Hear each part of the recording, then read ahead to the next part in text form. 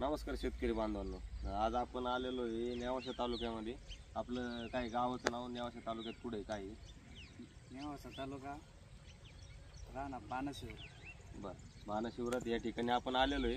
आता यांनी आपलं हे जो खत पेरणी यंत्र आणि अंतर्गत मशागत हे अवजार जवळपास काहीतरी 4-1 वर्ष पूर्वी घेतला होता तुम्ही, बरोबर? तर त्या संदर्भात आपण तुम्हाला माहिती देण्यासाठी इथं आलेलो आहे. आता ह्यो तुमचा 5 फणी आहे आणि 3 फुटी फ्रेम आहे खालची कल्टिवेटरची आणि स्टेनलेस स्टीलची खताची पेटी आहे. तर साहेबांकडून जाणून घेऊ त्यांचा अनुभव कसा होता, हे 4 वर्षातला काय आहे वापर वगैरे. आता तुम्ही किती फुटी सरीमध्ये वापरता, कमीत कमी किती? 4.5 फूट 5 फूट सरीमध्ये वापरलंय आम्ही. याचा आम्हाला एकदम म्हणजे फायदा भरपूर झाला. खत पण एकदम मापात लागतं आणि आंतरमशागत खूप भारी होती.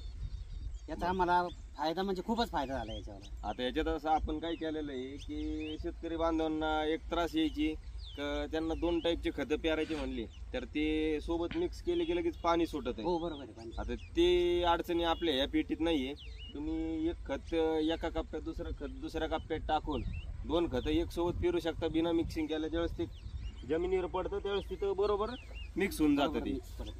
बरोबर. आता तुम्ही सरासरी एकरी किती बॅग पेरू राहिले यांनी? आता सरासरी आज पाहिलं आम्हाला लागायचे 4 ते 5 बॅगा लागायच्या एका वेळेस टाकायला. लेबर कडून टाकलं तर 4-5 बॅगा लागायच्या. यांनी आता 2-2.5 बॅगामध्ये एक खत एकदा टाकणी होती. म्हणजे आता 2दा आम्हाला याचा फायदा 2दा होतो आणि आंतरमशागत पण 2दा होती. बरं, म्हणजे यांचं म्हणणं आहे की आता हे जे पहिले पारंपरिक पद्धतीने खत पेरत होते किंवा टाकत होते तर त्याच्यात त्यांना 5 बॅगापर्यंत जायची, 5-6 बॅगापर्यंत. आता एक मध्ये तुम्हाला 2 बॅग लागते, 2-2.5 एकरी. आता कारण की काय होतं की तुमचं बरोबर जिथं तुमच्या पिकाचे मुळ आहे तिथं ते खत पेरल्यामुळं बोगस सरीमध्ये कुठं वाया जात नाही आणि सगळं काही खत परत तुमच्या मातीत झाकून जाते.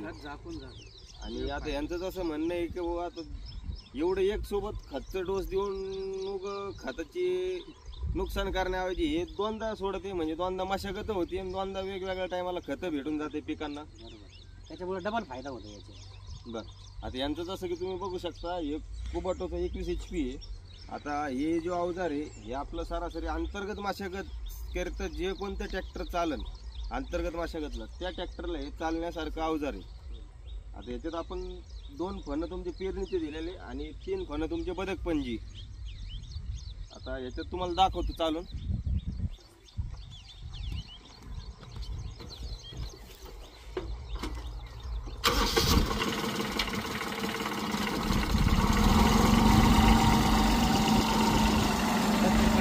आता तुम्ही जसं बघू शकता खत पडून राहिले आणि प्लस त्याच्यावर परत लगेच माती बी पडून राहिली आणि मशागत तुम्ही बघू शकता कशी काय मातीची सगळं काही व्यवस्थित सगळं पूर्ण पीठ झालेलं आहे चांगल्या प्रकारे. आणि आता बऱ्याच वेळा काय होतं शेतकऱ्यांना वाटतं आम्हाला 5 पाहिजे, परंतु आपल्या अवजाराची डिझाईन अशी आहे याच्यामुळे याच्यात 5ची काही गरज नाही पडत. खत बी उघडं पडू शकतं प्लस ट्रॅक्टरला बी लोड येईल. आणि जर तुम्हाला अधिक काही माहिती पाहिजे असेल तर अवजारावर नंबर आहे.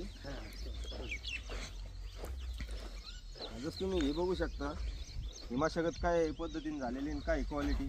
आता हे बघा पुढंच तुमचं खत उघडं नाही आहे, सगळं काही 100% जमिनीच्या खाली झाकेल खत आहे. आणि आता हे नंबर आहे श्याम ॲग्रो इंजिनिअरिंग नावाने आपली कंपनी आहे अहिल्यानगरला, जे पूर्वी अहमदनगर नावाने ओळखलं जात होतं. 960766 हे कंपनीचा नंबर आहे. तुम्हाला जर अधिक माहिती वगैरे काही अवजाराची पाहिजे असेल तुम्ही बिनधास्त कॉन्टॅक्ट करा. आता अवजार चालेल कसं आहे, ट्रॅक्टर ओढतं का काय? काहीच अडचण लोड येत नाही, काही नाही, एकदम सुती अवजार आहे. आणि आपण मशागत पण एक नंबर. आज मशागतचं तर आपल्याला दिसूच राहिलंय. आणि याच्यात आपण हेवी ड्युटी कल्टिवेटर आहे, म्हणजे ज्याच्यामुळे तुटायचं वगैरे बी काही प्रमाण नाही, काही नाही. कारण आता यांनी जसं तुम्हाला म्हणलं मी एक सरासरी 3 ते 4 वर्ष झालेली आहे. 4 वर्ष झाली. आणि जर तुम्हाला अजून काही माहिती पाहिजे असेल तर संपर्क साधा. धन्यवाद.